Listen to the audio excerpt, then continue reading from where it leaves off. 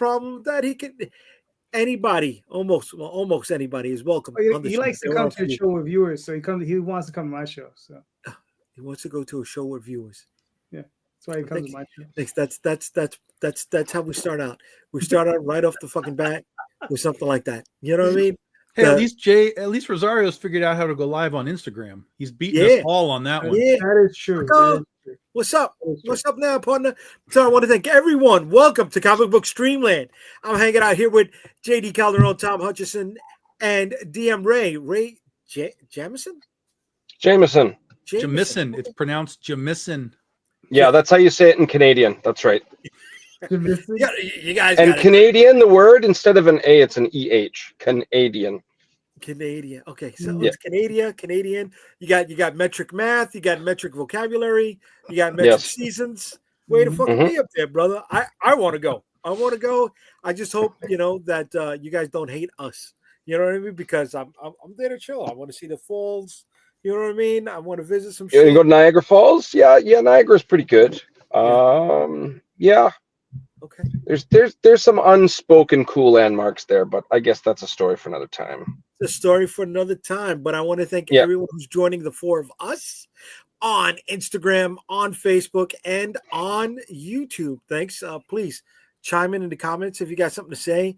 Here we are. We were talking about one of the best movies of the year, Sinners, which everybody's seen, and I'm so excited that you guys have. Yep. No. Yep. No. All right. My favorite part. The same thing when Thunderbolts pops up. Are you not going to rush to see it in the theater? No. All I got to say is in Sinners, you got to just look out for the Eloi and the Morlocks. Oh, I like that. I didn't like the Guy Pearce movie, but I like that. Good reference. Thank you. That the original terrified me as a kid a little bit. It did. They were blue. The Guy Pearce movie is great, but it's a different sort of great than the original. It's more of they're presenting more conceptual stuff within the time travel realms than Yeah. So it's just a different thing. I like the remake. I get why people don't, and I get their complaints, and I have my own complaints, but I think it's kind of an underrated thing. Okay. I think that movie's past its time. Certain things should not be made anymore. So we're at a place. Should not be made. I need an explanation here now. Should not be made? Because stories like The Time Machine have been told so often in so many other pieces, right? I mean, it's something like Ghost in the Shell, right? We've seen that already. It shouldn't come out anymore. It should not be remade. We know about the concept, and we've explored so many layers of that concept. We should just keep going. The thing is you want to see the original where all the other shades come from. You want to see the actual thing that the shadows come from. Okay. You understand? Because you have the original. Yes. And then you have all the other stuff that comes out afterwards. But even the original movie is different from the book. Right. I mean, if you want to go to the original, you got to go to the book. Right. Yeah, but how many Victorian era science fiction movies are topping the charts right now, or in recent times? Let me. This will be an interesting question. Let me broaden that thought process. Okay. Because like when we were in the 80s, for example, which all of us were, a period piece. I don't know about Ray. A period piece 84 for us would be another book. Something from World War II, the 40s, the 50s, maybe the 60s. That would be a period piece for us, like 20, 30, 40 years ago. Okay. Those eras do not resonate to modern audiences in the slightest anymore. Like if someone made a World War II movie, Gen Z doesn't care. It's too far away from them. Right. So a period piece now would be like 1980, 1990. Mm-hmm. That's fucked up. Yeah, that's really fucked up. This is why Stranger Things did so well. Piece. So if you were to do the Time Machine now, right, you would have to be like a 1990s guy goes back to the 50s. Like it's almost Back to the Future is essentially a period piece now. It's ridiculous. It's crazy. Would you rather watch Back to the Future or The Time Machine? Knowing both movies or stories well. They're apples and oranges. That's a tough one to answer. They are, and I'll be honest, I'm not a diehard Back to the Future guy. Okay, I'm not surprised. I like it, I don't find it to be all that like most people do. I do like it, but it's not my like, let's watch that today. I feel the same way about it, but I'd rather read the book if we're given a choice. The Time Machine book? Right. Okay. Yeah. Okay. Yeah. No. I don't know. Back to the Future for me, the second one didn't work. The first one, was trend setting, right? Sure. Yeah, for sure. The third one, I'm a Western mark. But isn't Back to the Future just the time machine in a different era? It is. Yeah. It is. So this is what I'm saying. I think that the time machine can be remade, whatever context you want to call that. Okay. But whether it's Victorian thing, this is another aspect again, because unless you are going like full steampunk to attract sort of a younger audience with that Victorian idea, then yeah, I think you do have to modernize it for sure. But you can't. Here's the other thing: is that you can't modernize it to a point where you're just going back to the 80s, because we've been there, we've done that too. So it's almost like if you were to do the time machine, you really have to focus on kind of what the Guy Pearce movie did to me. Focus on the concepts of time travel. How do they work? Okay. What are the paradoxes, if you want to do that, all that kind of stuff. And then it's, of course, just reaching into the future. Ultimately, the time machine is always what is the future. And you have the Morlocks and, all that kind of stuff. So you would have to just be like, okay, here's let's say it's modern times. Let's say it's 2025. Instead of going back to like 40 years ago, 1980, who cares? Really, it would have to, I think, focus on the humongous far future of the Morlocks and all that kind of stuff. And again, focus more on the time travel. But it's sort of like the black hole, right? Over the years, we've learned more and more about the black holes and all the way up to like Interstellar and things like that. So I kind of have a feeling that if you were to like really deep dive into time travel concepts, you could find things to play with and layer around with in the time travel medium. Again, not necessarily adapting the time machine story, but telling a time machine story that, it uses modern concepts. See, you just proved my point though, right? You're exploring new concepts, not what the novel was about. So that's why I don't think that. Well, again, I think you could still go forward and play with the Morlocks. I think you could do that. But I mean, here's the thing. Time travel stories are only so much because we've seen 1,000 time travel stories. What I liked about the Guy Pearce one, and I'm not sure if this was really explored in the first one, but what I liked in the second one or the remake was when he goes back to rescue his girl, right? She still ends up dying. And he realizes that there's nothing that he can do to go back and fix, because then it creates that paradox, right? And then that's when he goes forward. But what I thought was really interesting is that he did in fact change time, and he did in fact change history, because the original way she died, boom, she died. When he went back to save her, she died a different way. And that now, while she's still dead and he can still have his time travel, now that dude that ran over her with his car, that dude's life just changed.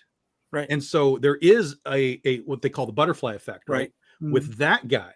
And now you could actually take the time machine story and butterfly effect it and be like, oh shit, what happened with that butterfly effect from that dude? Okay. Yeah. So, that, again, those sound like you're more interested in it than I am, though. Time travel Homer concepts, Simpson. Man. Time travel Homer Simpson with the time traveling toaster. When he punches out the mosquitoes and the dinosaurs and stuff, Look, and then they're all lizards. I write hot tub time machine fan fiction. I know what I'm talking about. Okay. Hot tub time machine. That's a totally different subject. First one worked. Second one didn't. Correct. Very, very true. First one is great. First one is legitimately great. First one was awesome. Was awesome. But we're not living in that timeline because we're not using Lugal. So that's right. There's no Lugal. There's no Motley Lou. Yeah. No. Motley Lou. So speaking of Lou, Luis Hernandez Pardo is asking a question of us tonight. Why is it the idea of publishing online isn't working? Any thoughts? It's working for me.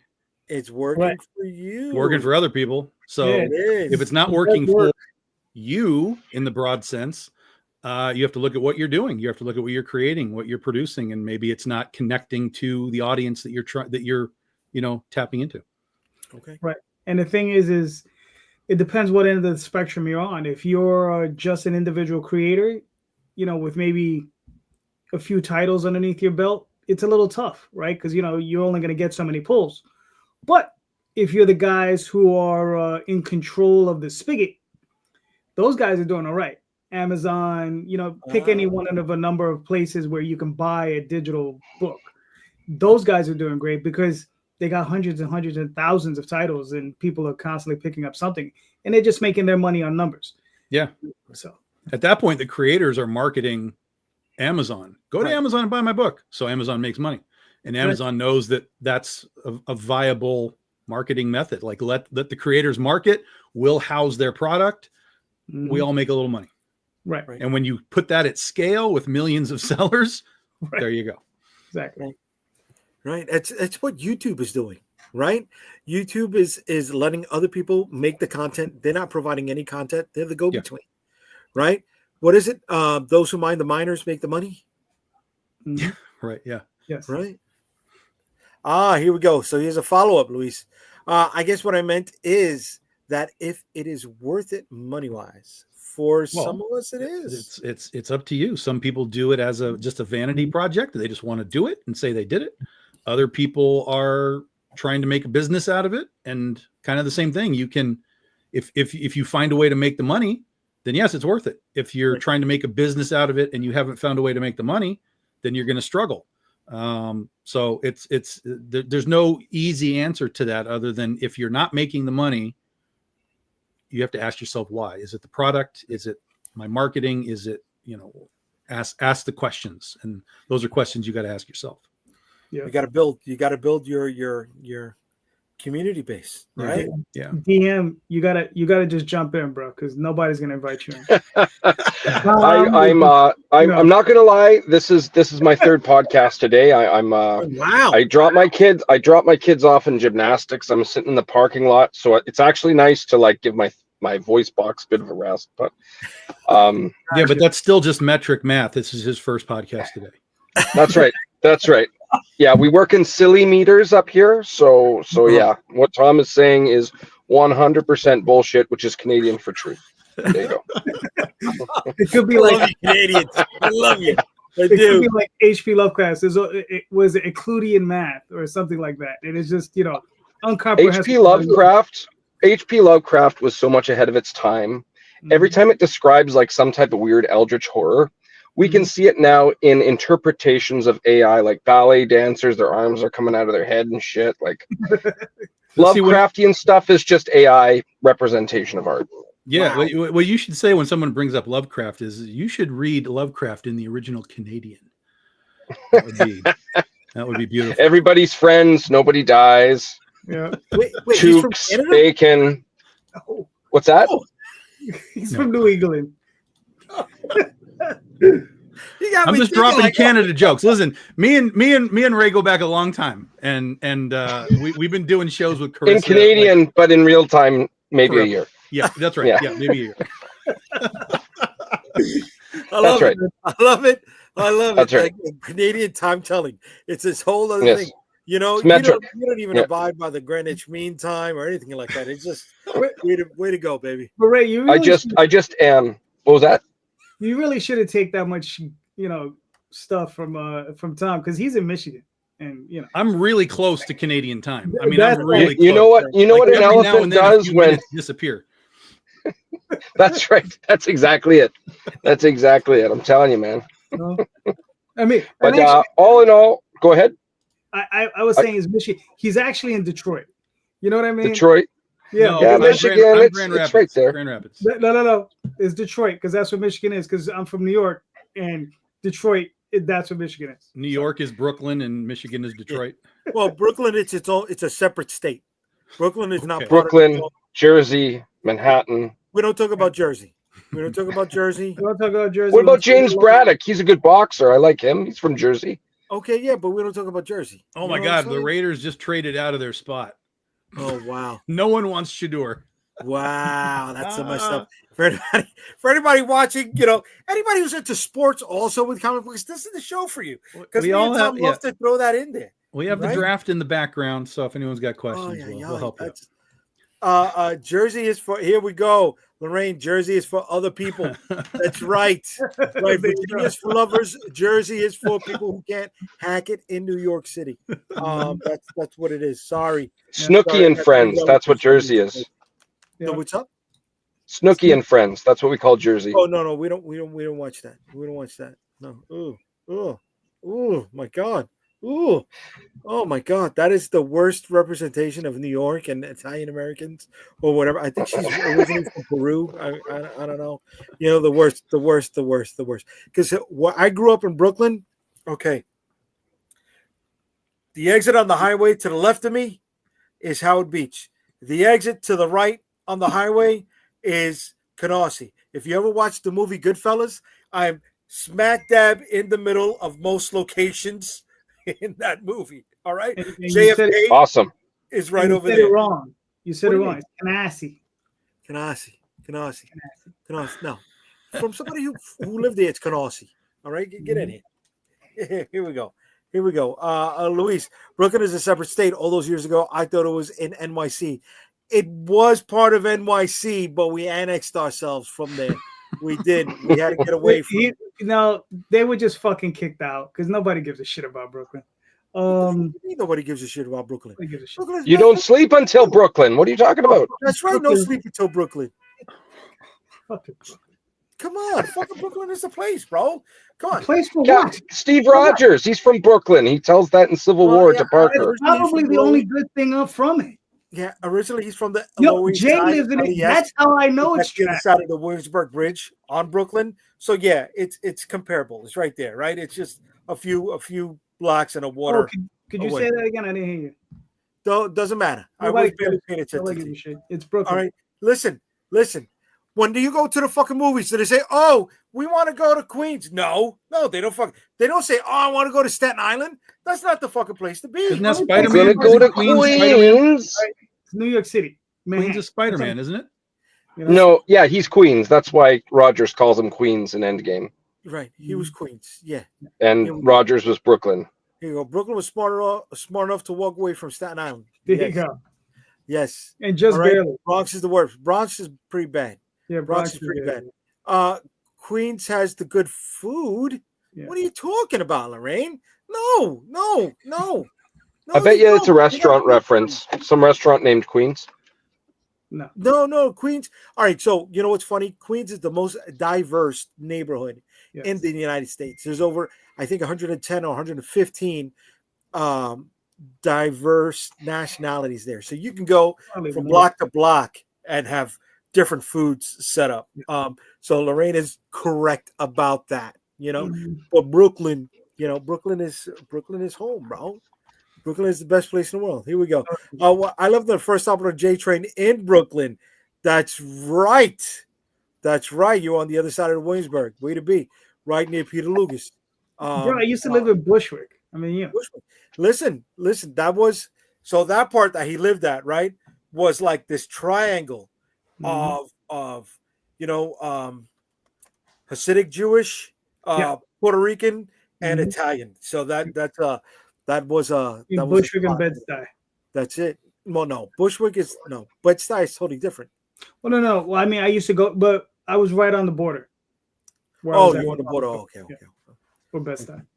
Sunnyside is all about the food. Okay, Sunnyside, Queens. All right, but I'd rather go to Flushing, where you got you've got Chinese, Vietnamese, Korean, Japanese, all within a few blocks of each other, and it's amazing food tour if you want to do that. So yes. Queens is not the worst. Queens is bad, but it's not the worst. Here's what that just bodes the question: what's the worst? Here's where it boils down to for those Jersey who are not from New York. This is what it goes down to. Right? There's only 3 places in New York, right? Brooklyn, Manhattan, and the Bronx.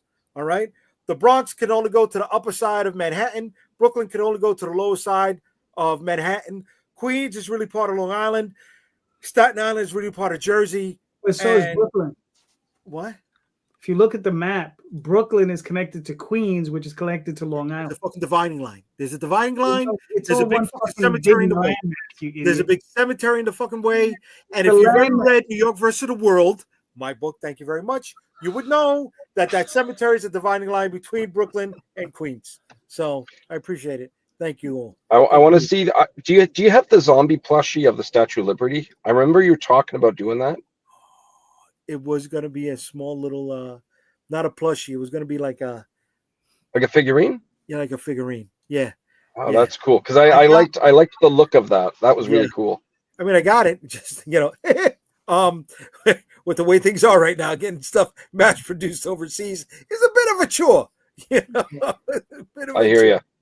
Statlander is the worst too. Yes, here we go. Yeah, no more merch, just books. Yeah. Book tariff isn't really anything, but everything else is a nightmare. Yeah. Where China. Mm-hmm. Oh yeah. It's not really any book tariff happening really right now. No, but you know what? They're not one of the main printers out there that we were going to be using. They're not even responding to me right now. And I've reached out to I've heard that before too. My not only is my printer responding to me, but I had another one pitch me at C2E2 who gave me a quote just a few days ago on the stuff that we did there. So there are printers out there that are actively running. Okay. Yeah. Okay. So if anyone needs that, it's a thing. I would love to. But my pin people aren't talking to me. The toy manufacturers aren't talking to me right now. Yeah, well, that stuff is all disastrous. Right. Yeah, that's disastrous. I just meant book stuff like printers. Like if you need a printer. So I may go back to my original option of going to Colombia. It's okay, Jay. You don't have to cry. It sucks, dude. It sucks. You know what I mean? Because you get so close to getting things done, and then shit blows up in your face. You know, Jay, what's the minimum run you would make for an action figure? What would be like a minimum amount to? So the places I was talking to, the MLQs were 500 units each. So 500 is.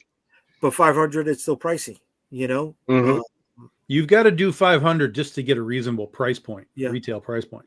That's what we did with our critter figures. We had to do 500 just to get a generally close retail price point to all the other similar figures. Yeah. Jay, I'm a Red Seal tool and die maker, and I deal a lot with CNC machining. I actually teach this stuff at a college. At a later time, we should talk. I'd love to. You could pick my brain. I don't know if I'd be of service because I mean it's a different country, but I'm sure there might be a couple of workarounds that not foreseen yet. We'll put it that way.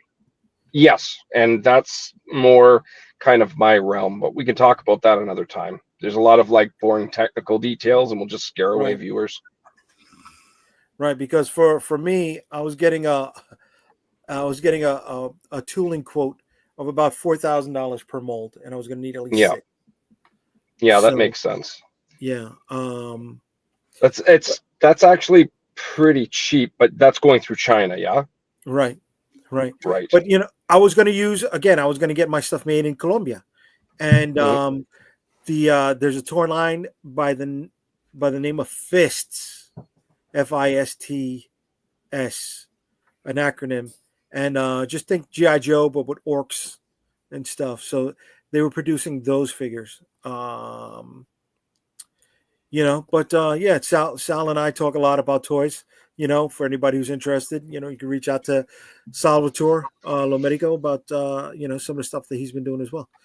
Last question I'll ask about it. Have you considered silicone molds or anything of that effect? Or have you just thought of aluminum? Silicone molds are durable.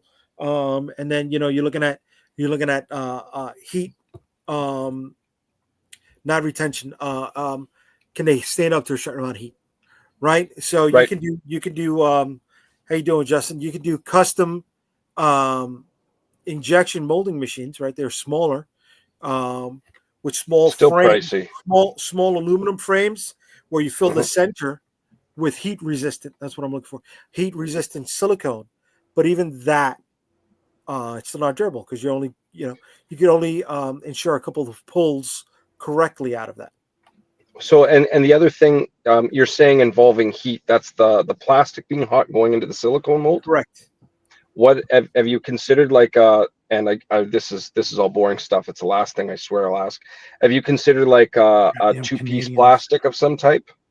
There's no heat. Mixing an ABS with a PVC?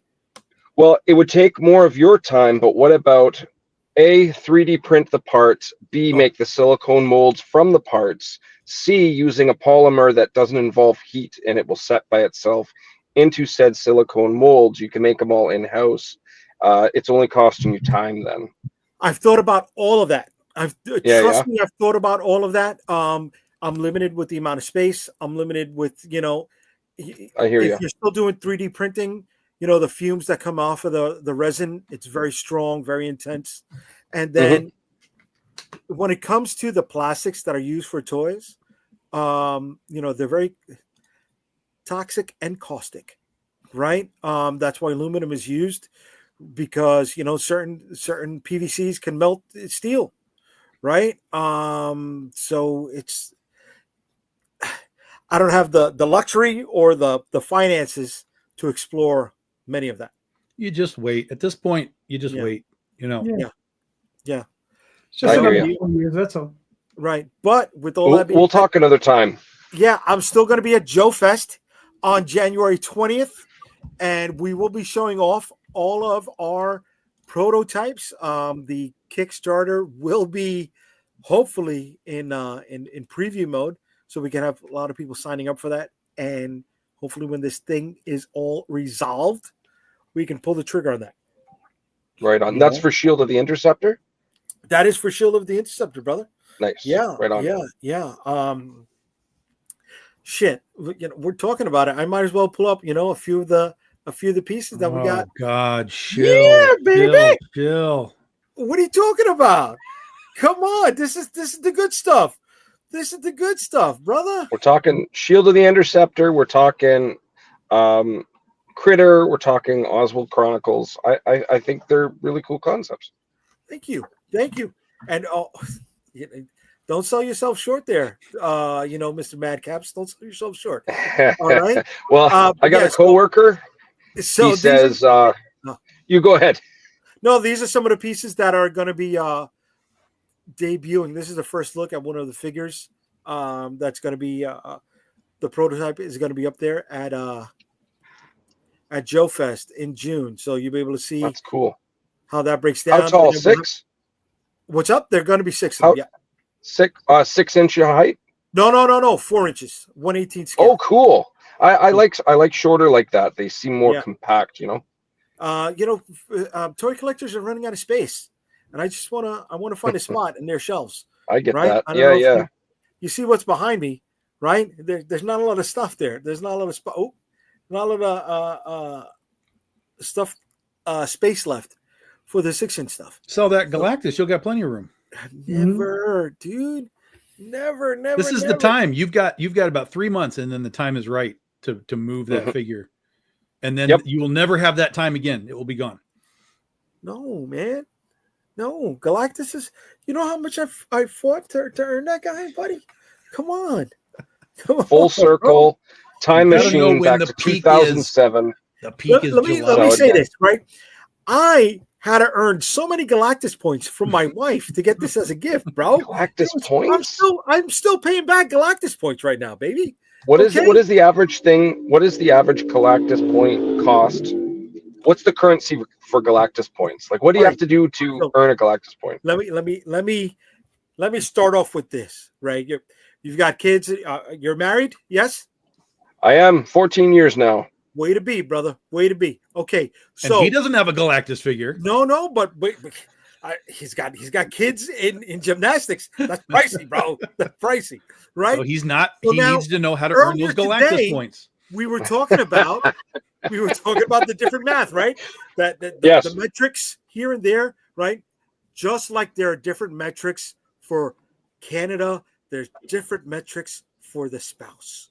You know what I mean? Spouse points. There you go. Spouse metrics. And what you think would earn you 10 Galactus points really gets you half of one. You know what I'm saying, bro? So you gotta do that fucking work, bro. You gotta do that work. So I'm in the hole, actually. I'm in debt with Galactus. And the only person I gotta pay back for Galactus is the spouse. So I can't sell it and make money on it because the spouse isn't gonna make any dough. So that's how it works out.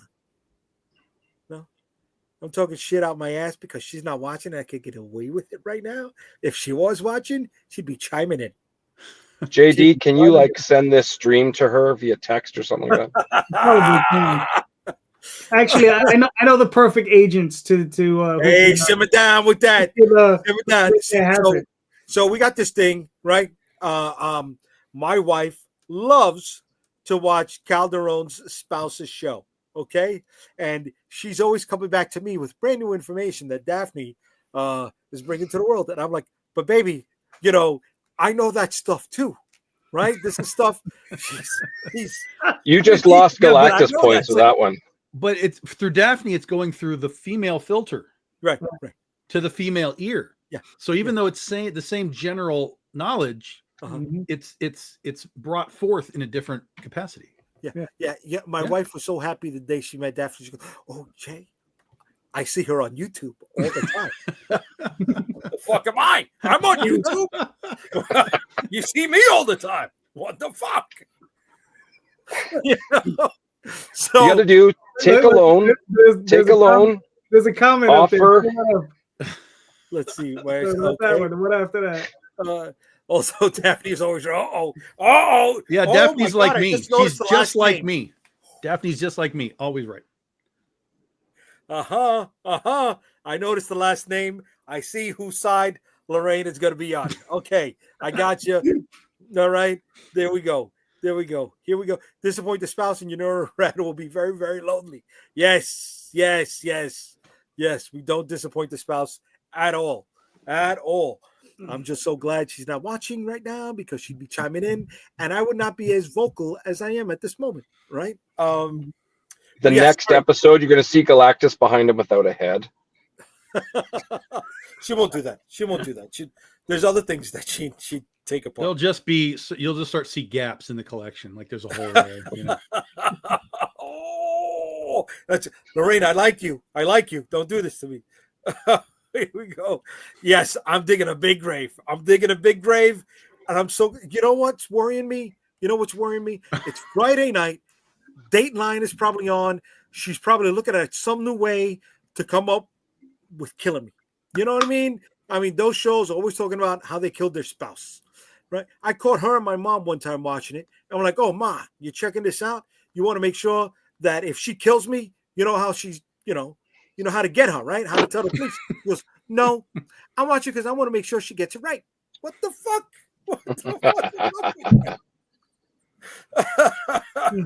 Oh my God. So yes, the missus is away, and she's not watching. I can get away with stuff.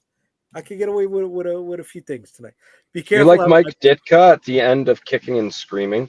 He's like, "I'm the boss. I do what I want." She comes in. "Oh, sorry, hon." I like. Oh my God, Will Ferrell. Yeah, I like Will Ferrell. Yeah. But all right, we've been all over the place. Here we go. Then she will sell Galactus at a third of the price. I got dibs. Justin, come on, Justin. Don't do this to me, bro. You guys are making me sweat here. Is that really what it's about? Do you guys just like to see me sweat? Is that it? No, we don't really like to see you. I don't know. I think everybody just likes Galactus and they all want it. I think that's what it is. All right, this motherfucker right here. That's why he sits right where he sits, so it covers Galactus, and we can't all just be like, "How do I get that out of that room?" Everybody knows. It'd be like, it's like Tom Cruise Mission Impossible. How do I get it out of the room? I need the room dimensions. Somebody's hanging. You'll see it go missing, and then you'll see it here in Winnipeg over my shoulder. Galactus face. All right. So one thing that is trying to be figured out is when exactly is this guy going to be launching his campaign there, right? And we got Critter and Chloe, a Dirty Pair anime tribute. Yeah, we actually have a launch page, people. You all are always asking me, "Where's the launch page?" And I tell you, give it a couple of days before, and we'll have it. So we're 5 days early. 5 days early, we have a launch page for you. That's all you got, though. Nothing. Yeah. That's what else do you need? It's a launch page. Everybody fills this part out. Sign up with the launch page. Tease them. Yeah, but now If that image isn't teasing you, I can't help you any further. Can't help you any further there, Jay. That image either works or it doesn't. Mm-hmm. Okay. Or I'll say this: if you want to see all the other stuff right now, go join our Patreon. It's all right there. They know here's the plan all what's along. coming. That's right. They know exactly what's coming. They know how it works. They know how many numbers everything is. Patreon people, not only that, but Patreon people who back my campaigns get Patreon perks. They get bonus freebies for being in both places. So click notify me on launch. That way, when we launch, you'll get a notification. Get it? Notify me on launch. It's very simple. Then go join Patreon, patreon.com/BigDogInc. You'll get to see all the stuff that we have from this for Penny for Your Soul, for things that are coming later in the year. And then when you back our campaign, you will have Patreon perks added to your reward pack, which in the past have been original art sketch cards or special metal cards or even special limited comics that get sent to the Patreon people free. So be a campaign backer, be a Patreon member, and you're golden. Okay. Yeah. Very cool, man. You've never shared that before at all. I have absolutely shared that before. Not on here. This is the first time I'm hearing about the Patreon connection with the extra stuff. Come on. Okay. Sure. Okay. But listen, if anybody wants to know about the Patreon connection, the link is right there in the chats. So click notify me on launch, so you get to find out more about this stuff. Yeah. Right.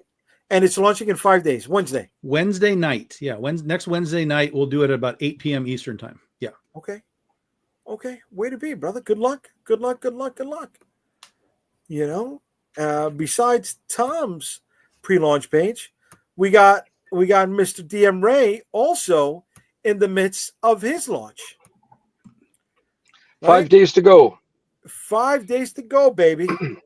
My voice box is a little near its limits. Are you okay to hit the trailer instead? That might save me a couple of sentences there. We'll save you a couple sentences. Let's see what's up. Thank you.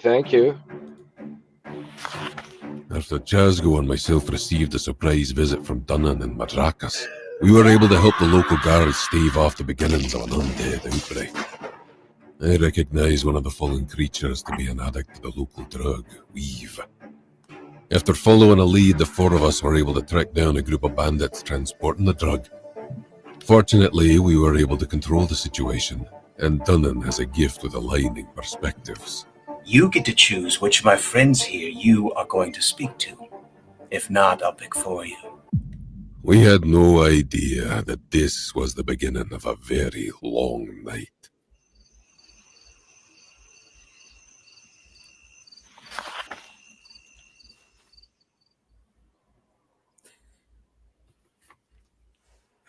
I just launched it. I'm sorry. I screwed up.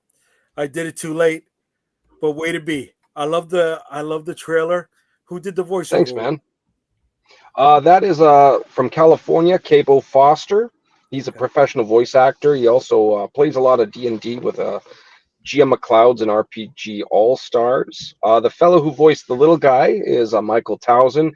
He's a professional dungeon master. I have a tier on my campaign where you can actually play a one-shot with him. If you've never played before, he can get you up to snuff in about 15 minutes and have a really good time. That guy, he's voiced for like Disney and William Shatner and many others. Very cool. Yeah, this is just 3-issue miniseries. All takes place over one night. It's melee, monsters, magic, mayhem, mystery, and it's called the Madcaps. There you go. Another M there for you.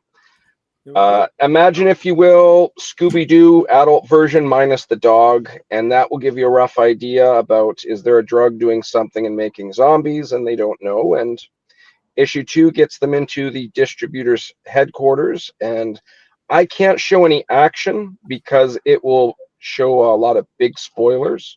Okay. So I do have a couple of pages. I have page 1 and 2 as they're pressing a couple of bandits they've intercepted and trying to find out where this stuff is being spread out. I also have page 7 where it shows, you just write that one right there if you just scroll up a little bit. Chazgo, he's seeing through the eyes of his pet. It's a 3-eyed albino raven named Emix, and he's getting a layout of this compound that they're about to try and sneak into. There's lots of different tiers. There's lots of different add-ons, from t-shirts to plush tapestries, aka blankets. I've got artists from Jimbo Salgado, Harv Salterez. I have Jay Sloan, Kenny Calderon, Russ Leach from the UK, Brazil's Rod Ramos Rodolfo. Dan and Dave Kemp did almost all of the coloring for me, interiors included. Victor Medina's on the interiors. You can get, there's Michael Townsend there, who he's the voice actor. That picture above, it's stained glass. That one's going to be metal foil. It's going to cost a little bit more. I think the metal foil is really going to make that image pop.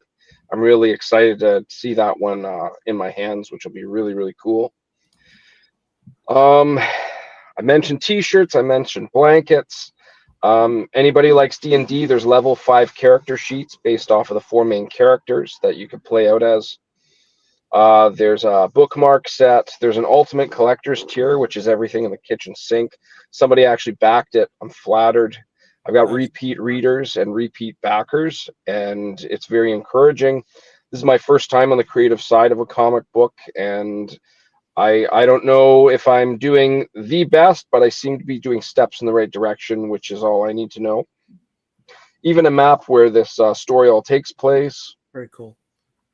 And a pin-up of Sean Langley, of course, Dan Kemp coloring. And if you go down 2, for an extra $5, you can get just the line art as a second pin-up. Same image, but just black and white. Just underneath that one there. There it is there. Here we go. And then, of course, this Jay Sloan cover underneath. A lot of people wanted this cover metal foil. So as a compromise, I didn't want to take attention off the stained glass image. So you can buy that as a pinup without the logo, and just the image, a pinup metal foil. Beautiful work of art. I mentioned the bookmarks, of course. There's the character sheets. And we've got some stretch goals. Oh, there's the t-shirts, of course. There's art from both issue 1 and 2. You can pick your t-shirt size, color, and the image. There's the plush tapestry / blankets. And we've unlocked 2 stretch goals. First one is very, very humble. It's a die cut. We're calling it a corner sticker, which you put on the corner of a book or your laptop, as you can see right there. And then underneath that, the Chasco image drawn by Jay Sloan. People have given me so much feedback on this. We've decided to make it a free pinup in black and white, so you can just see the line art for what it is.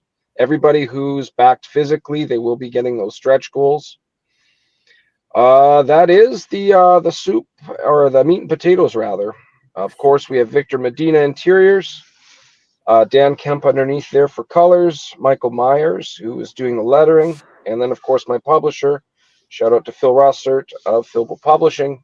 Done a lot of work with me, and I'm very happy. Anybody else looking for another comic, look up Papa.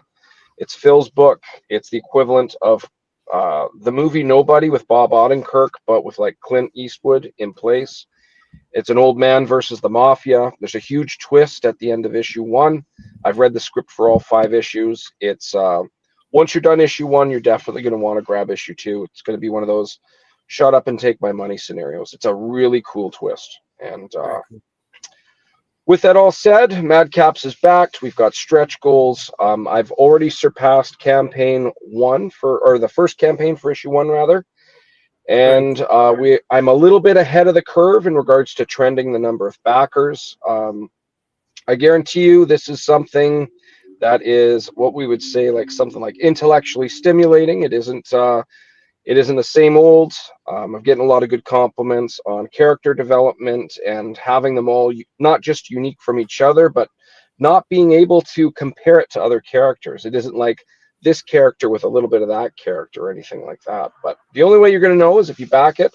Make sure you get issue 1 as well, because there's character bios in that give you more detail and insight into all 4 protagonists. And yeah, 5 days to go and 13 minutes. Nice. And then life goes on. But yeah. There you go. Anybody's interested in the book, the link is right there in the comments. So click and back away. All right. And besides these 2 that I've showed, there's one more left on the docket tonight. And this one really needs your help because he is in the weeds. He's dying right now. Mm-hmm. And as I said it, he gains a new backer. Look at that. Look at that. It's the J bump. It's the J bump. That's what you got, baby. You got the J bump right there. Yeah, it's a good thing. Good thing I came on this show. Good thing, bro. Who knows if you would have gotten that back if it wasn't for me. So you got 545 backers, 23 days left to go. You've already hit the goal, $50,000. You're at 55, $314. Yeah, like I said, go ahead. Go. Well, like I said, this is a project that I wrote in the 90s. So if you want, actually play the video. Play the video. Yeah. Play the video. Play it. Hit the button. Hello. Hello there, Tenchi fans. Patria Burchard here, the voice of Ryoko, with an exciting announcement. Armature Entertainment is launching a Kickstarter campaign to reintroduce the 1997 Tenchi Muyo comics to readers old and new. For those unaware, Tenchi Muyo started out as an OVA series or direct-to-video release in Japan in 1992. From there, it became popular the world over for its mixing of sci-fi, comedy, romance, and, of course, zany adventures. When it became popular in America, these comics were made to try to appeal directly to American comic fans. This release, Tenchi Muyo, the American Tenchi Continuity Omnibus Edition, combines all 6 issues of the storyline Ryo Oki's Day, created by artist Matt Lunsford and writer JayDee Calderon, into one complete collection.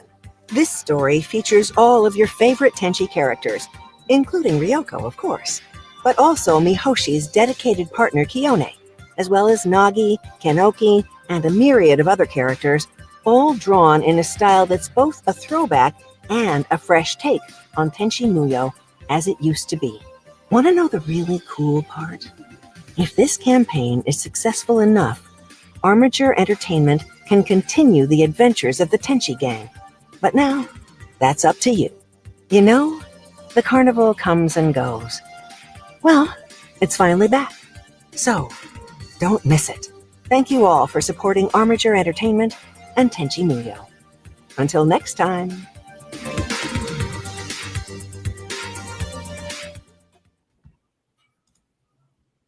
All right, way to be, dude. So I have a question. Mm-hmm. In what universe is 6 issues an omnibus? Well, it's a trade paperback. It's a trade paperback. Yeah, well, it's a hardcover. It's a trade paperback. They're doing a hardcover release and a trade paperback. They're doing both. Yeah. I mean, listen, we were contracted to do 6 issues. We did 6 issues. They wanted to do an additional 18, but somebody ran off with the budget. So yeah. That's why it would have made an omnibus. Okay. All right. So you guys did this work, and you got somebody else who's licensing it to re-release it. Correct. And then they got in touch with us. We cut a deal, so everything's worked out. We're doing signed editions. We're doing Matt is going to be doing remarked editions. That's where he's doing little sketches on the books. And I mean, this is actually pretty cool. The books themselves, if you ever see them online, I've heard say that the 6-issue limited series, if you're going to buy it on eBay, will run you anywhere from $180 to $220. Oh, wow. Okay. So if you're picking up this, the trade paperback in and of itself is $30. So it's a bargain in comparison, obviously, if you just want to read the book. There's a hardcover edition to it. The real limited, there's one limited edition that's signed, that's still available, but the 2 remark editions at this point are sold out. So those are already gone. That's a bookmark of that's the handle to a Jirai sword. It's kind of like a lightsaber, but not really. But it's not a lightsaber. It's a saber of light. Yeah, there you go. Mm-hmm. It's a blade of wavelengths. There you go. Yes, something. The patch underneath there has a character called Kiyone. Kiyone is a character that only appears, I guess, in the Tenchi universe. cycle of the story. She doesn't come up in any other portions, so the fans are kind of excited because she's in the comic, because that's the portion of the universe or the story that I got to see, that I extrapolated this story from. So she's in there, and the fans actually like this character because they just haven't seen her in a while, so they like seeing her. So that's kind of cool. Yeah, man. I mean, like I said, this is something I did a while ago. I had a lot of fun with it, and it's nice to see it come back. Because it's been a while. Right. Okay. Yeah. Okay. So this is their first campaign. This is their very first campaign. Okay. Yeah, this is. Well, no wonder they're doing so poorly. Yeah. Yeah. Well, the community is very, very large. The Tenchi community is very large. It's a lot of fans. And they've been, like I said,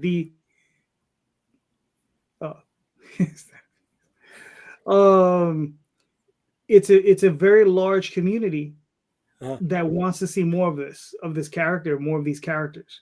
So, and then a lot of them remember from when they were kids. They were like, "Oh man, I used to watch it in the early '90s," and they just want to go and watch. They just want more of this universe. So, like I said, I had a lot of fun doing it. Matt had a lot of fun doing it.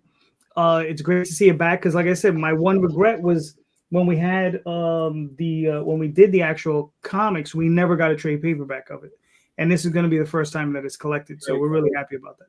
All right, cool, cool. You guys are kicking ass. You still got another 3 more weeks to go, and I'd love to see where this ends up, man. This is the first campaign that you've been involved with that's hit that number, yeah or no? Yeah. Okay. Yeah. Way to be on that. All right. And that's the question of the night. That's what brings us to that. So, to make an hour in, we get to a question. Yeah, 51 minutes in. Okay, 51 minutes. I brought up the time machine. I brought up New York and all its sectors, and it just right. See, JayDee, I can jump in and look where we've gone because I jumped in. There we go. Who am I? Right? We bury the lead all day, every day, baby. That's what it's all about. Right? We got to pay the bills with you guys' stuff, right? The Critter and Chloe, Madcaps, Tenchi Muyo. Again, all the links for that are right here in the comments for anyone who is interested. So we got that out the way. We spoke. We got to take a dump on me for a little bit, right? Have fun. We talked about Shield of the Interceptor too. Talked about Shield of the Interceptor. That's right. And at what point did Galactus. What happened? At what point did we take a dump on you? Well, bust my chops. Oh, man. That's it's just par for the course. I mean, that's not like baby. That's what we do. We right, bust chops. That's what friends do. That's how we show love in Brooklyn, right? No, yeah. All right. So look, going back to the question tonight. All right. What's up, Glenda? You should have seen the early part of the show. Shut up your mouth. You got here just for the question. Right, a matter for me, a matter for you. By the way, okay. So for the question, what drives you guys to make comic books? Money. I got to pay the bills. The best way to put it is, I just need to get this out of my system. Okay. I don't know how else to explain it. I just got to get it done. Yeah, that's a real feeling. That's why I started doing that shark book and stuff. That's a real thing. I mean, what drives us, I think, always is just a creative urge to begin with, right? Like we just want to tell some kind of a story or draw some kind of art, whatever your capacity is in comics, or in a creative nature. So I think it's just we have stories to tell is always the beginning, and then it's just a matter of how serious do you want to get about it? Do you want to make it just like, hey, I made a comic and I'm done, or do you want to make it like what you do? And then once it becomes what you do, yes, you still have the drive to tell the stories, but there's also other things that sort of are required to maintain it being, what you do. And that's the part that a lot of people don't really want to kind of admit to. They're always like, oh, I'm just in it for the comics. No, you're in it for the money, because if you're not making money, you're not going to make that thing probably. Now you might not be in it to make $1 million. That's fine. But if you ultimately you need to make money to make the next thing. And so that sort of becomes that cycle. You have to be creative, sell the thing, to be creative, to sell the thing, to be creative, to sell the thing. And that's the cycle. Because this is expensive. Yeah. Right? we're not all one-stop shops, right? We got freelancers and they deserve to get paid for the work that they're doing. Not many. Unfortunately, I've got to get going, guys. Top of the hour. My kids are done. Thanks for having me on, Jay. It took for a while for us to coordinate, but it finally worked out for a change, which is great. As usual, good to see you too as well. And you guys have a good night. Have a good night, brother. Take it easy. Bye for now. All right. Later. All right. And what drives you, Calderon? It's funny is doing it for such a long time. Like I said, I started early. So, initially it was always the drive of telling the story, right? And then obviously, when I started, I didn't start with everyone I started with were partners. So I wasn't paying anybody, unless we made profit, which we did, and everybody got a piece. But then as, that team broke up, I did Tenchi Muyu, La Blue Girl, a few other things. You understand? Then it was about doing it for, like Tom said, I was doing it for a living for about 3 years. Then we got out of that, and then it just became a thing of just doing it, right? Because then Daphne and I are partners. We were doing Tall Tales, and we were just doing it. We were releasing it through furlough. We were selling it at trades, at shows, and whatever money we made, right? And we moved on with it. Then eventually I got into doing Outlaw Chronicles, right? And now it's like Tom says, I got to make money to produce it. I got to make more money to keep producing it, so on and so forth. So, for me, it's always a thing of passion, right? But yeah, money is always going to be a factor, but it is for me passion. It's just what I want to do. It's always what I wanted to do. It's the thing that drives me. But as I've grown in this sphere, things have changed. You know what I mean? Like one time it was one thing, one time it was another, one time's another. So you grow as you move on. At what point did you guys start to say, "Oh wow, I'm putting pieces of the puzzle together. I'm figuring this out, right? I'm going to keep going." I don't know what that means. Figured what out? There's nothing to figure out.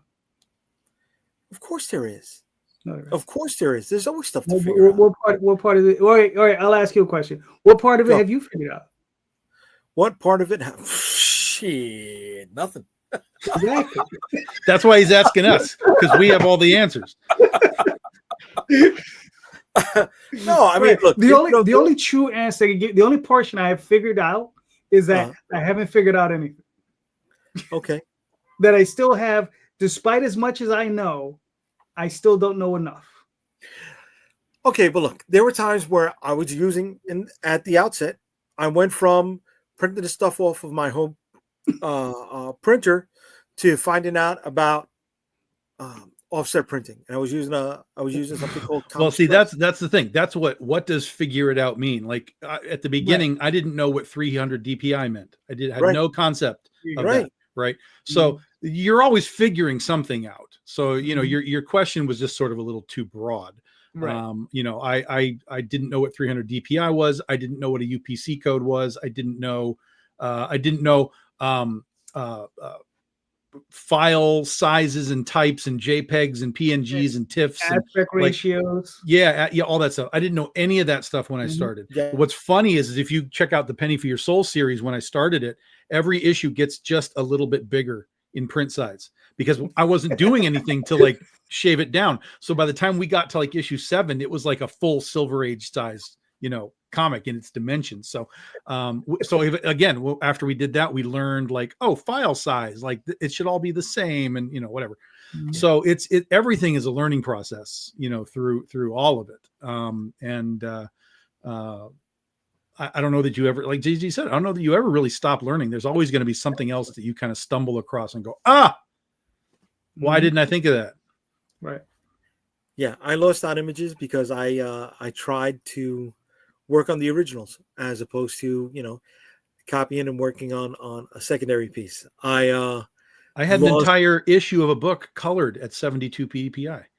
Ooh. Ouch. Now that's dumb, but why didn't my colorist go, I don't think these are high res enough, man? Yeah. He didn't even catch what was happening. So hold on. That's ignorant on your part and dumb on his. Yes. I'm not taking all of it. I'm not taking all of it because he should have said like these are not the right size. Right. Right. You just didn't know that piece of information. But it didn't deter you. Why didn't it deter you? Because I still wanted the book to be out. Okay. So I was like, we fucked up. What are we talking about? And again, I learned 300 DPI. I learned difference between JPEG, bitmaps, TIFFs. Okay, I understand all that shit now. It took me a long time to know what a PNG was. I love PNGs now, but I didn't know what that was. And so, but you know, now we learn. Tom, we learn. Yeah, he didn't like my answer. He's like, "Fuck you, Tom. I'm getting out of here." No, but this is good. Not say that. Now we can have an intelligent conversation. Oh, that's fucked up. I got to do something. I'll be right back. Keep going, guys. I thought I gave you the great question with, but it didn't deter you. What came across your plate, Calderon, that was like, oh my God, I should stop doing this, but it didn't deter you? I mean, there are moments, but man, those moments are brief and far and few between. Like there are those moments where it's just like, you get that moment like, oh, why am I doing this shit? But it doesn't last long. I mean, it lasts like minutes. Like, it's like when I say it's a passion, I mean like, I go to work every day and I look forward to coming home to working on comics. You know what I mean? Like that's the thing for me is like I go to work every day. I do my thing, whatever, whatever it is I have to do, I do it, take care of business, come home, and I do the thing I really want to do. Like I tell people from work, I tell them, I say, yeah, I'm going home to do the real job, to do the real thing I enjoy. Right. I was like, this is just a place that I'm at. And I was like, and it doesn't really matter to me. It's just a job. But, doing comics, that's the stuff that I really care about. It's like, whether it be Oswald, Magi's Grace, Dreamweavers, or even Tenchi Muyo, Tall Tales, it doesn't matter. I mean, all of it's important to me. Cheers, hilarious. So Tom, bro, like, so you're doing. So I mean, how long have you been a Dirty Pair fan? I mean, since the old days. I mean, I remember watching it because in the 80s, that's when we started to have that surge, of stuff coming over. I was a Robotech fan and all of that. And so, Dirty Pair came over. But I mean, it's not like we got the whole nowadays where you get the whole series. It's like you got portions of it, this and that, whatever. But I always liked it. And then Adam Warren, was doing the comic adaptions of it, right? Since the 80s. So I've always read that stuff. And I stumbled across the fact that it was the 40th anniversary this year, and I was like, oh, that's crazy. Let me think about how I can handle that and do something with that and have a little fun. So Critter and Chloe was born. And I went really big back into the Dirty Pair too. I was like, what comics do I have? What am I missing? Let me get caught up. I started looking around on eBay. Have you ever seen Project Eden? Yeah. I have the DVDs around somewhere. Yeah. That was my favorite. And for those, if you're interested, it's on. Oh my God, what's it called? Tubi? No. There's another one. What else is there that it's free? Shit. Yeah, I have an anime one that's free, but it's like insane. Well, this one is just like they play everything, like just it's all kinds of stuff. Oh, okay. And it's set up so that there's just stuff running on channels all the time, but it does have where you can like go search for extra things, and it has the Dirty Pair episodes in there. They're not in English. They are they're in the Japanese, but they're all subtitled. And I can't think what it's called. It's just one of those free apps that's like on your dumb smart TV. There you go. Pluto. Yes, Pluto. That's it. Pluto TV. Yes. So if you want to watch Dirty Pair, the original episodes, they have that on Pluto. Yes. You can find them. So they're very fun. It's very fun. I'm not a big anime guy outside of what I came up with. Once you get into the 90s and later, I really kind of drift off. I don't know what it is. I can't find a way to latch onto it. But Robotech back in the day, Dirty Pair, Star Blazers, Battle of the Planets was my eye-opening, like this can be what a cartoon is. What the hell? What is this Scooby-Doo crap? Like, what are we doing? Why aren't we making more of this? I want more of this. And then, of course, Robotech showed up later, and I was like, yes, Right. More of this. Yeah. So yeah, Robotech was a little too mature for me when it was coming out. So but I was with it. I was with it. You know, the love storylines were they were not there for me. But you probably say that about the Smurfs. What do you mean with the Smurfs? What happened? Yeah, you got Smurfs and Care Bears for you, right? Not Zentradi War. Mm-hmm. No. And listen, I remember watching Mazinger in Puerto Rico. I was with that too, man. You mean Mazinger? You know? Don't you mean Transor Z? It's Mazinger. It's Mazinger. Mazinger sounds so fucking plain and phony and fucking. That's what it is, though. It's Mazinger. No, it's a Mazinger. I wish Lewis was still over here. You know, one Puerto Rican to another should be able to say. It may be pronounced like that in Puerto Rican, but in the reality sense, it's Mazinga. It's like people will call Magneto, right? It's like, oh, Magneto. Right. Like, no, it's Magneto. The submariner. Right. Yeah, right. Yes. Right. Yeah. No, I mean, there was some good stuff out there. I remember when Vampire Hunter D was always on like replay when the Sci-Fi Channel first came out on Saturday. Yeah. Right. But then there was one that just turned me off, man. Legend of the Overfiend was a movie. Yes, that's the original, bro. That is the original. I was like, what the fuck is going on here? What's wrong with it, dude? You mean when the guy is smashing a girl in the gym and turns into the giant kaiju with his junkage still in between her? Yeah. Okay. What's wrong with that? How did he smash her exactly? Huh? Tell us what happened, Jay. Yeah, I mean, you got to be a little bit more, descriptive. No. I spoke about it the way a New Yorker would speak about it. How exactly did he smash it? With a hammer? Was it with a hammer? Yeah, he was smashing with a hammer. He had a hammer. He definitely had a hammer. He had a yank. He didn't have a hammer. Okay, that's what he had. All right. Yeah. So that kind of fucked me up. I was like, because you don't expect something like that from a cartoon, bro. You're coming from Ghost in the Shell. You're coming from Akira, and then you got that, and you're like, hey, come here. Did you ever see Demon City? All right. Did he freeze? He froze. Yeah, he froze. Yeah, it's fun because all my friends were big anime. Like they were all about Akira. They had what was the hell called Maddox 01 with like some weird tank thing, and all these guys. My friends were all about that stuff. But I was very picky about the anime that I was able to watch. What was it? Magic something? Maddox, Maddox 01, and it was just some weird big tank thing. Right. Yeah. Was it done by the same guy who did Appleseed? No clue. Could be. I mean, I would say that's the same aesthetic for sure. Right. Because he did some earlier stuff. Like he did like Black Magic. He did I don't know if it was Maddox. I don't know. Could be.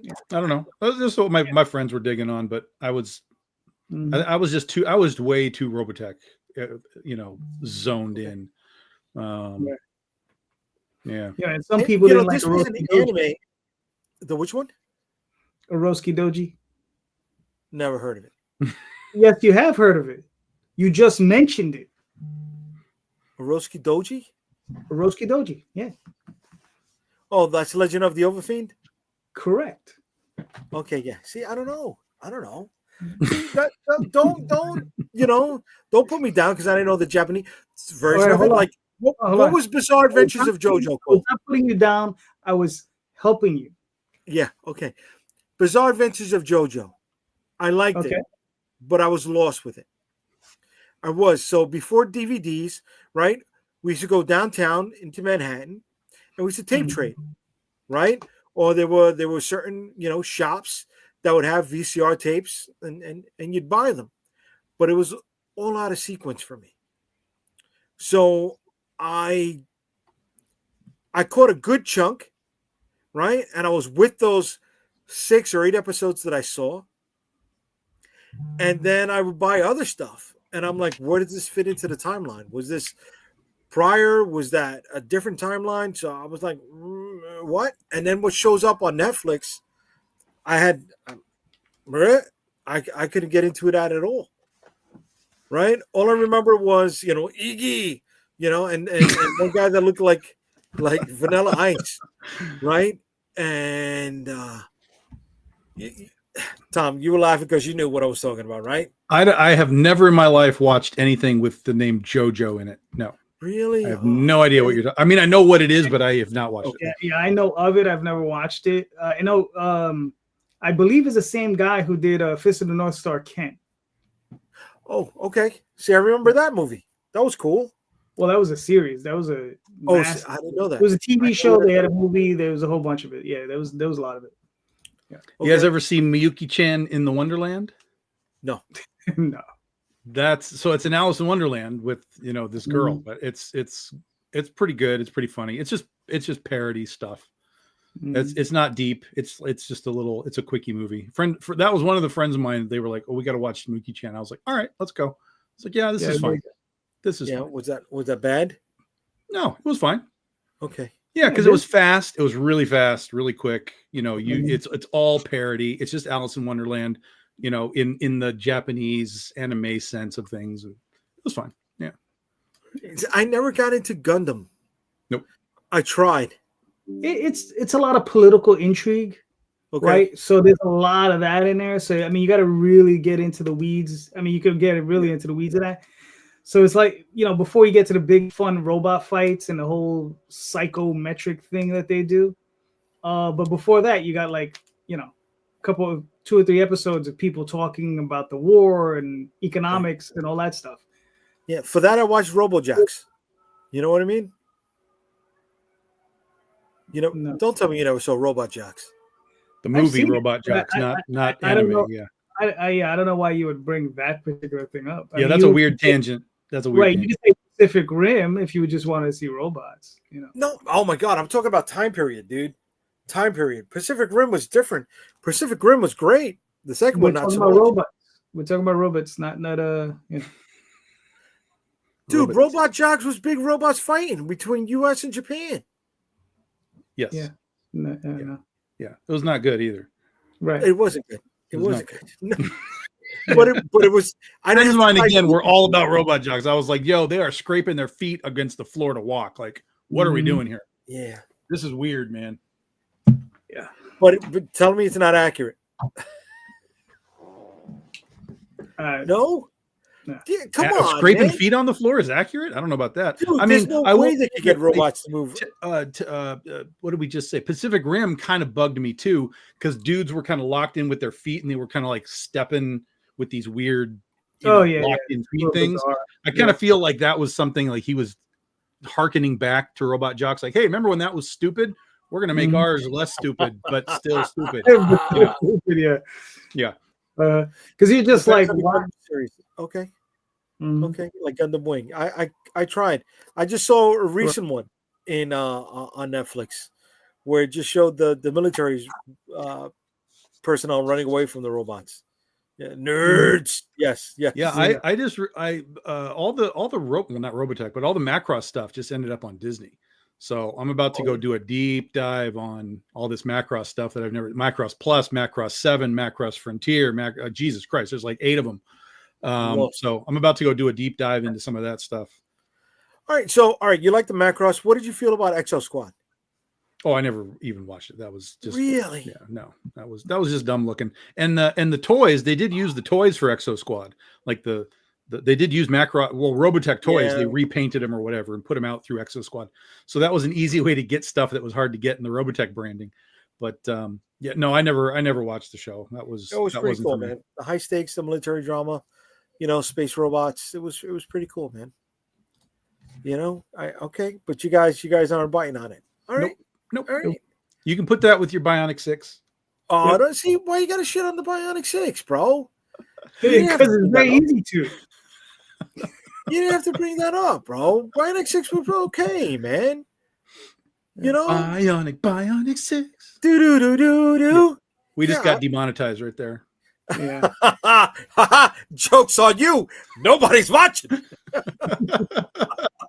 You can't demonetize when we've only got 17 people watching right now. And I appreciate you 17 and people. 3 of them are from Hasbro. We're doomed. Yeah. But if there's anybody right now who's watching over there on Instagram, please shoot on over to Comic Book Streamland on YouTube or on Facebook so you can join the chat, because the stuff cycles and I can't really scroll up and down on that one. So I'd love to hear what you're saying. Chime in. Comic Book Streamland on YouTube, please. See, I'm not the only one who loves Bionic 6, bro. Yeah, there's like 6 of you. There you go. Did he freeze again? Did I freeze? Yeah, he froze again. He's having troubles. Yeah, there's like 6 people that love that show, and 5 of them worked on it.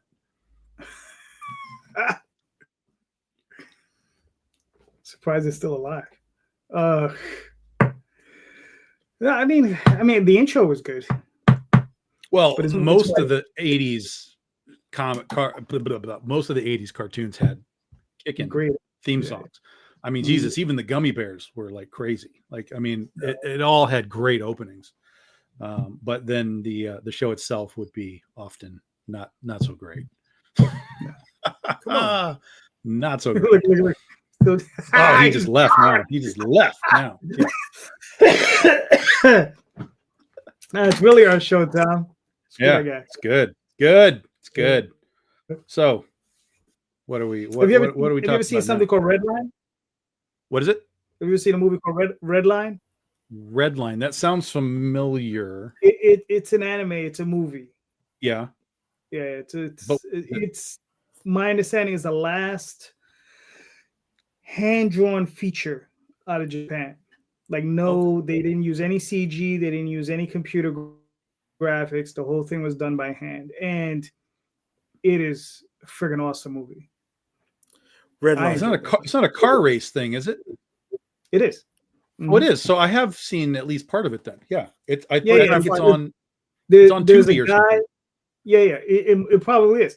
There's a guy. He's a human, and he's in a Corvette, and he's racing against these giant uber like monster alien vehicles, and he's in this Corvette and he's chewing them up, and it's just like this little tiny ass Corvette. He's like, it's just fucking insane, you know.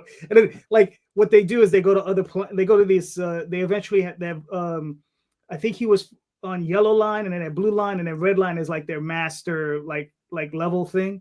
Mm-hmm. So he gets into that race, and it's being done on a world where like the inhabitants are like, hell no, they're super militaristic, they're super warlike, so they're trying to kill all of the racers, right? And they have like this massive bioweapon. I mean, it's nuts, you know. But yeah, I didn't get far. I tried it, but I didn't get far. I didn't make it through. No. Oh, okay. Yeah. Again, like I said, I struggle with a lot of anime stuff.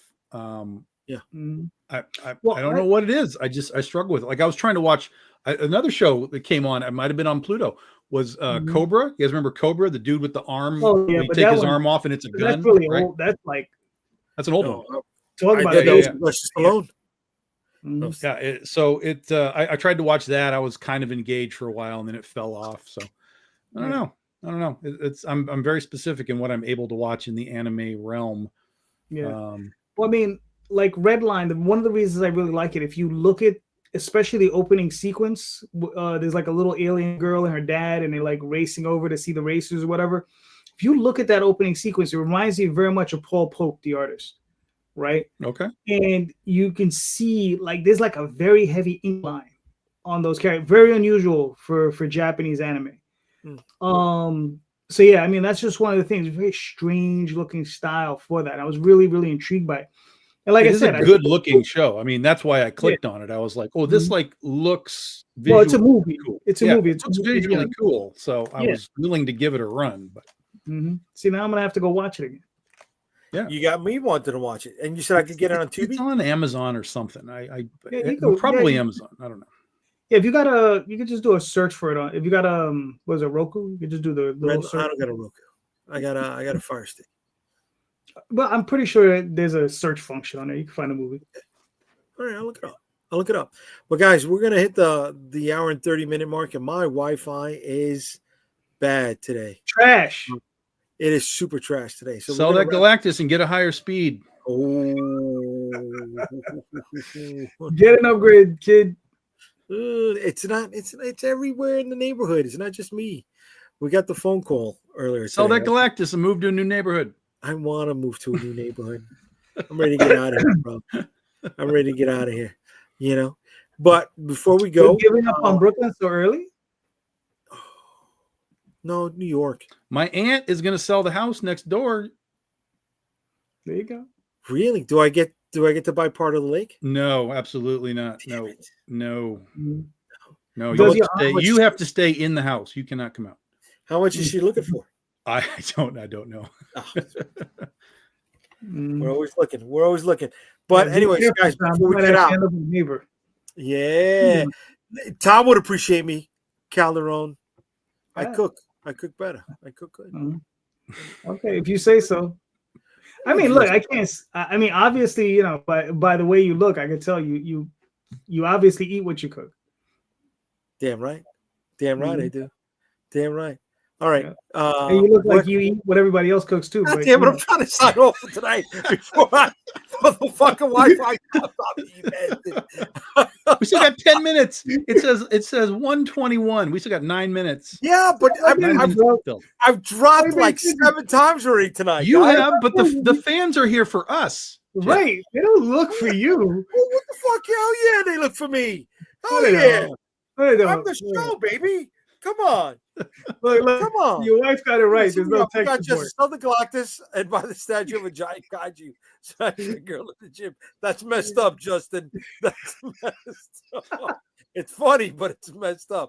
What have you created that you did not think would be so popular? Oh, that's easy. That's easy. That's what I call the Boba Fett effect. Character in the background kind of hangs out for a little bit. People are like, who's that? The interesting part for me, though, is that character was always planned to be something bigger, even though her first appearance was just a valet at the hotel in Las Vegas. And her name's Bunny. She's just a Vegas valet driving cars around. But at the end of the book, spoiler alert, she becomes the first horseman of the Apocalypse War. So people, for whatever reason, people keyed in on her in an instant, and she didn't even do anything until issue 5. So that was always interesting for me. Very cool. What about you, Calderon? You know, it's funny. Since Tenchi is running, I'll go to Tenchi. Right? There's a character I created in there called Inferno, and she is a combination. Like, it's a weird combination between these two characters. Is this villain? Well, he wasn't really a villain. He's kind of this weird criminal called Dante Mix, and this other character called Ryoko, and he combined himself with her, and they created a new entity, and it was called Inferno.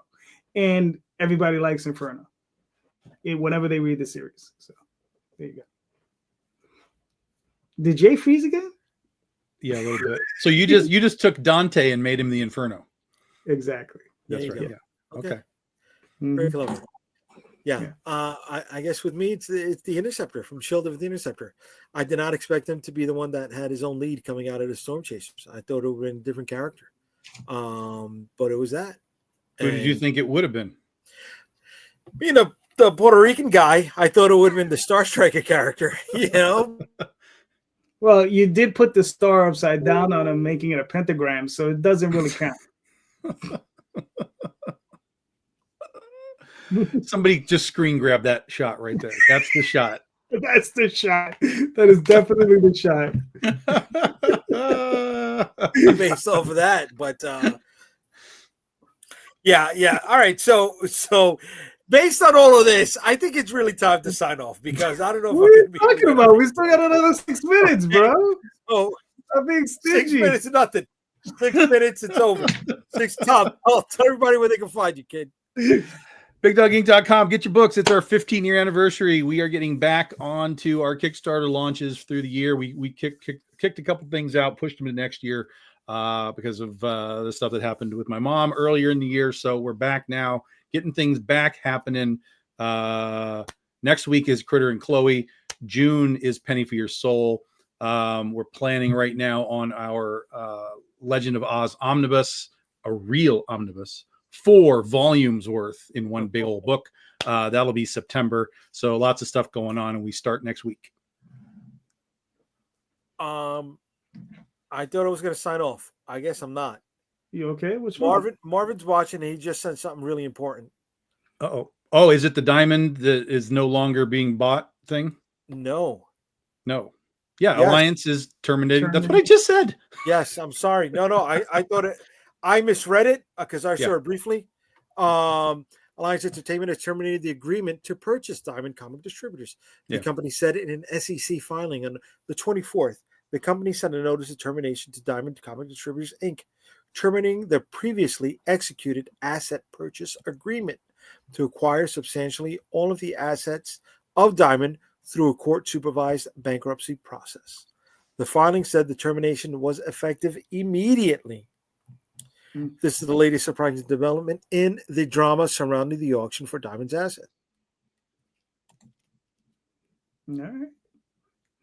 Yeah, so the backup bidder now is going to get their opportunity. Right, which I think was what, Universal? Yeah, Universal, yep. Mm-hmm. Right. And Diamond later changed his mind. Yeah. All right. Well, that's good. At least the one that knows the least about it is not talking. So, I mean, this is too easy. This is way too easy. This is way too easy. The fruit is so low hanging. It's so terrible. I mean, look at that face. I'm sorry, Glenda. I'm sorry. Yeah. So now, because these guys originally they did. So Alliance got it, and then they fell out, and these guys Universal got it. But then Alliance came back and said, "No, we want it," and now we're back to potentially Universal and NECA taking over. Oh, right, yeah, the guys from NECA, yeah. So we'll all right, and this is coming from ICV2, everybody. Wow. Yep. They're the guys to listen to. Okay. Mm-hmm. Shit.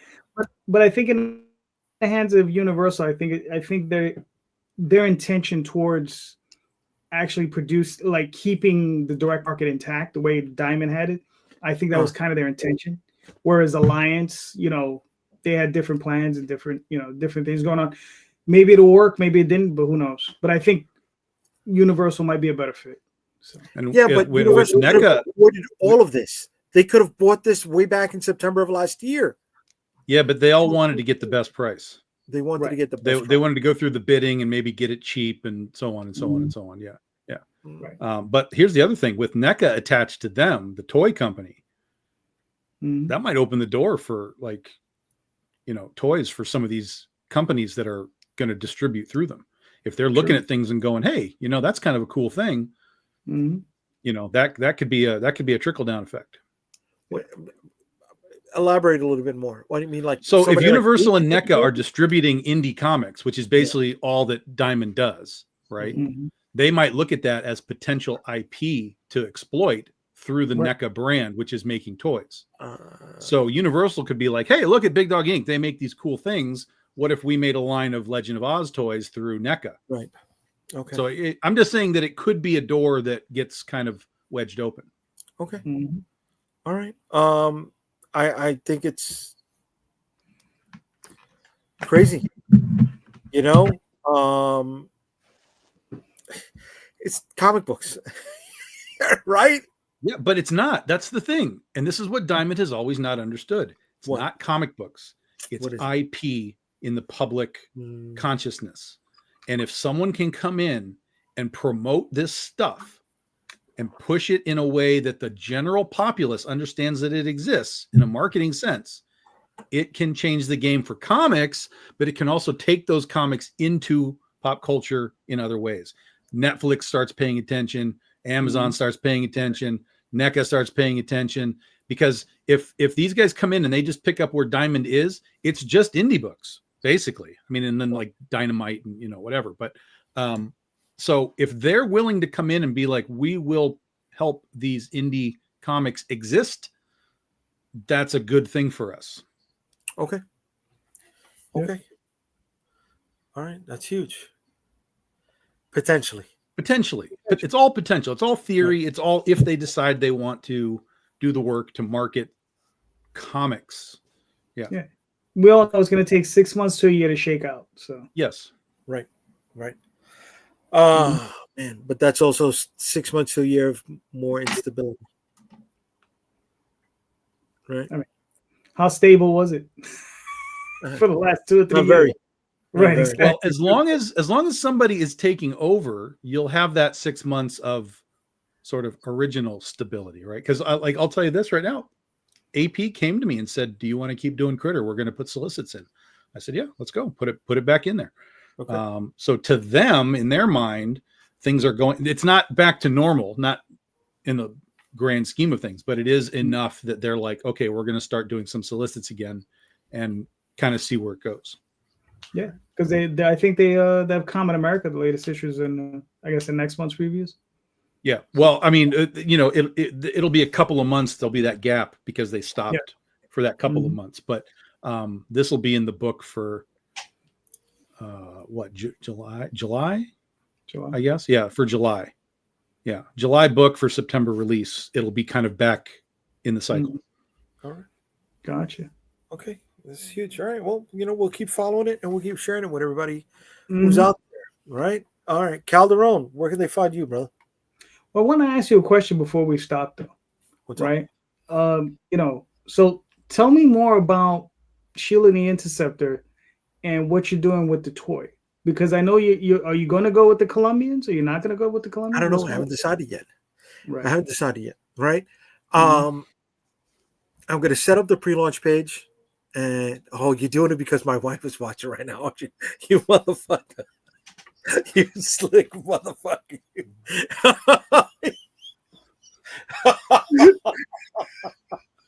It took me a second. I'm like, oh, he's being genuine. No, he's not. No, he's not. No, he's not. Actually, that's not why I did it. I wanted to see if I could run you to 135. You're a prick. You're a prick. Such a prick. Listen, we're still going to Joe Fest. We're gonna have the prototypes there. I can't wait to show it off.